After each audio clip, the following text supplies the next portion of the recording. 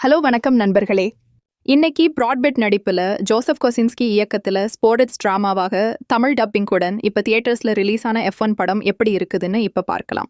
நம்ம ப்ராட்பெட் 30 வருஷத்துக்கு முன்னாடி ஃபார்முலா 1 பந்தயத்துல ஒரு பெரிய விபத்துல சிக்கி அவரோட ரேசிங் வாழ்க்கையே முடிஞ்சு போயிடுது.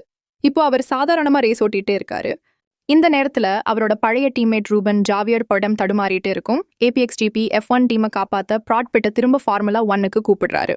அந்த APXGP டீம்ல சின்ன பையனா இருக்கிற டாம்சன் இட்ரீஸ் கூட சேர்ந்து ப்ராட்பெட் எப்படி APXGP டீமை ஜெயிக்க வைக்க போராடுறாருங்கிறது தான் இந்த படத்தோட மொத்த கதை.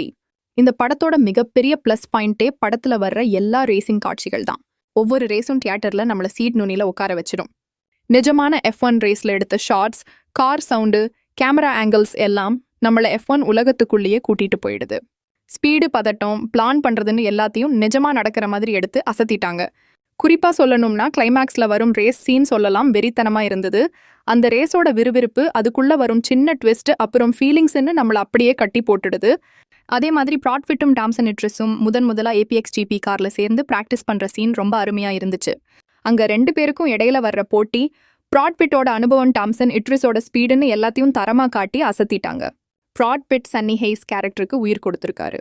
அவரோட அனுபவம்னு மனசுக்குள்ள இருக்கும். ஒருவித குழப்பம்னு திரும்பவும் ஜெயிக்கணும்னு அவர் போராடுறதுன்னு எல்லாத்தையும் அவரோட பெர்ஃபார்மன்ஸ்ல சூப்பரா கொண்டு வந்து காட்டியிருந்தாரு. ஒரு காலத்துல பெரிய ஆளா இருந்து இப்போ ஒரு சான்ஸுக்காக ஏங்குற ஒரு ஆளா அவர் நடிச்சது ரொம்ப ரியலா இருந்தது. டாம்சன் இட்ரிஸ் அந்த சின்ன பையன் திமிருத்தனத்தையும் திறமைன்னு கத்துக்க ஆர்வம்னு எல்லாத்தையும் பெர்ஃபார்மன்ஸ்ல நல்லா கொண்டு வந்திருந்தாரு. இது போக நிஜமான F1 drivers, teams, race tracks எல்லாம் படமாக்கி இருக்கிறதுனால ஃபார்முலா 1 உலகத்தோட சின்ன சின்ன விஷயங்களையும் அதுல இருக்க அரசியல் எல்லாத்தையும் நம்ம பக்கத்துல இருந்து பாக்குற மாதிரியான ஃபீலை கொடுத்தது. முழுக்க முழுக்க ரேசஸ் மட்டும் முக்கியத்துவம் காட்டாம மனித உறவுகள், நட்பு, குரு சிஷ்யன் பாண்டிங்கு, ஒரு டீமா வேலை செய்யறது எவ்வளோ முக்கியம்னு காட்டியிருந்தாங்க.